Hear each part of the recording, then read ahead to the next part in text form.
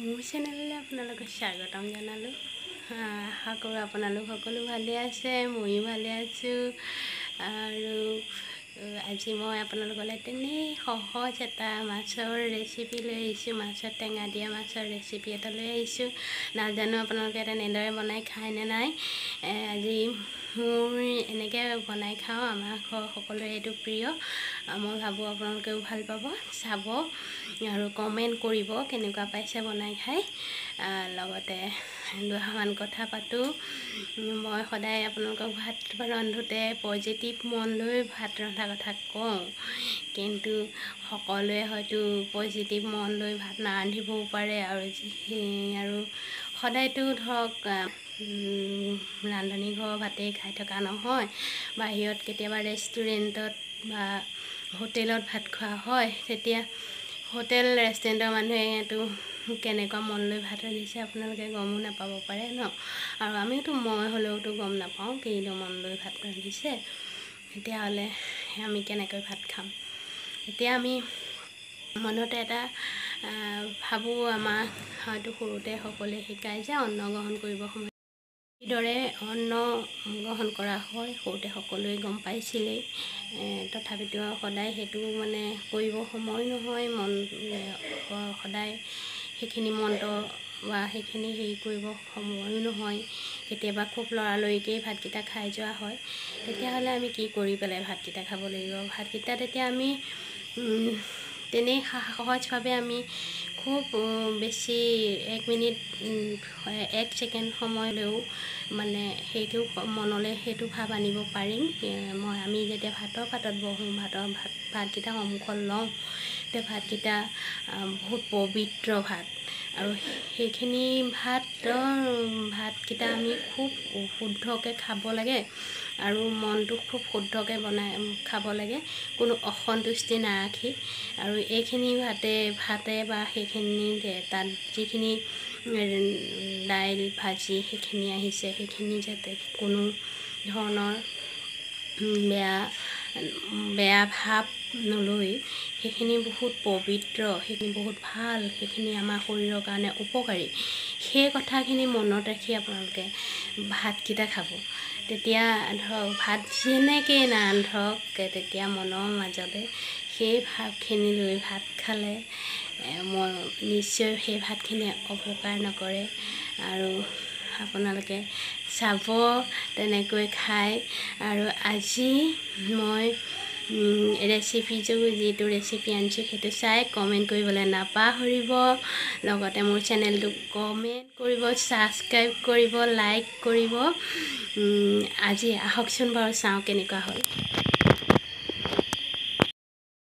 আজি মই পুঠি মাছৰ টেঙা দিয়া বনাম। আৰু এয়া পুঠি মাছ মই লগত লৈছোঁ, চাফা কৰি পেলাই এয়া হালধি আৰু নিমখ সানি পেলাই মই পুঠি মাছখিনি লৈছোঁ।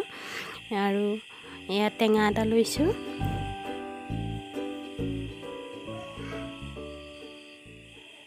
কেৰাহীখন গৰম হ'বলৈ দিছোঁ আৰু গেছৰ জুইটো একদম চিমত দি লৈছোঁ। মোৰ কেৰাহীখন গৰম হৈছে।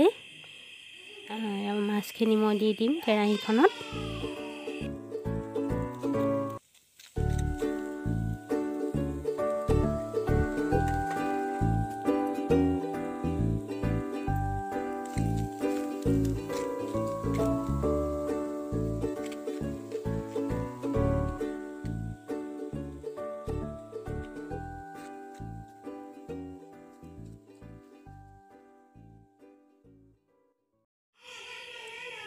কেৰাহীখনত মাছখিনি দি হৈছে। এয়া টেঙা ৰসখিনি মই উলিয়াই থৈছিলোঁ, এয়া উলিয়াই পেলাই মই ইয়াতে মাছত দি দিম। এয়া টেঙা ৰসখিনি ইয়াতে অকণমান পানী মিহলি কৰি দিছোঁ।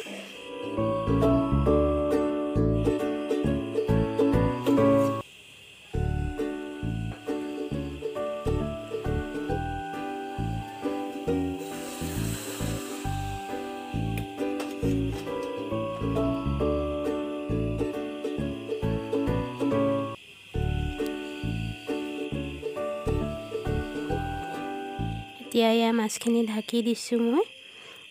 জুইটো চিমতে আছে, চিমতে থাকিব লাগে জুইটো। আৰু অকণমান দেৰি লাগে আৰু এইখিনি গোটেই চাই থাকিব, তেতিয়াহে মানে ধৰিব পাৰি। অলপ দেৰি পাছত ইয়াক খুলি দিছোঁ। 5 মিনিটমানৰ পাছত মই খুলিছোঁ। আকৌ একেই আছে, মাছখিনি পূৰা শুকান হৈ যোৱা নাই, সেইকাৰণে আকৌ ঢাকি পেলাই থৈ দিছোঁ। আকৌ 2 মিনিটমানৰ পাছত খুলি চাইছোঁ কেনেকুৱা হৈছে সেয়া, কিন্তু মাছটো মানে এতিয়াও শুকোৱা নাই, সেইকাৰণে আকৌ ঢাকি দিলোঁ।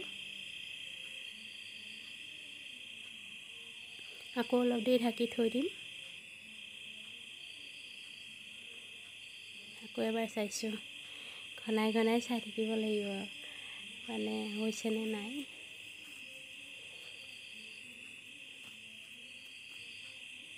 অকণমান সময় লাগে, কিন্তু একেবাৰে সহজ, কিন্তু অকণমান সময় লাগে, চিমত দিয়া থাকে যে। আৰু মাছটো ড্ৰাই হৈছে নাই, তলত লাগি যায় মাছখিনি। চালোঁ মই, কিন্তু মাছখিনি এতিয়াও ভালকৈ লগা নাই তলত।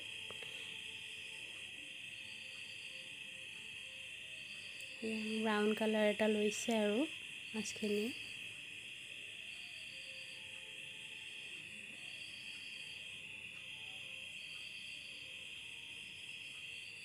আকৌ ঢাকি দিলোঁ অলপ দেৰি।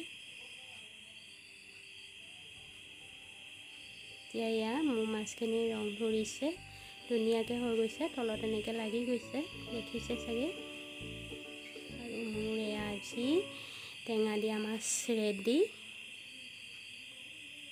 আপোনালোকে খাই চাব, কমেণ্ট কৰিবলৈ নাপাহৰিব।